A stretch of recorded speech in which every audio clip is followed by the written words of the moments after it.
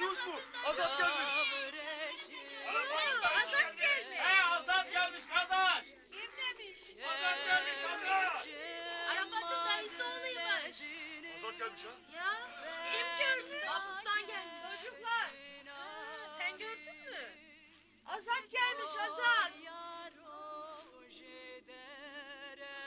Ah Bedo'yu öldürdük dediler mi Azat'ım? Arafat'ı siz bıraktık dediler mi hele bak yiğitlere nasıl Sinan? Hani ciridiniz hani oynadınız neredesiniz? Bedo! Sakin Bedo!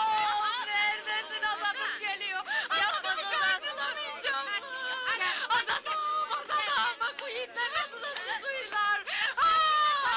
Göreceğiz Bedo bu son değildir. Bak yiğitlere nasıl da susuyorsunuz. Bedo! Yapma! Gel! Bedo vurulmuştur Azat'ım. Gitmiştir. Hele bak yiğitlere Azat'ım. Kurban olam Bedo ölmüştür. Ocağımı sörmüştür yiğidim. Bedo ölmüştür. Arabanı yaksız bıraktılar Azat'ım. Hele bak yiğitlere nasıl da susuyorlar. Gel yiğidim gel gör aşireti. Gel Direcanlım gel yiğidim şu Darbika'nın aşiretini gör. Ay, bu karın yaşı ayrı alamet değil.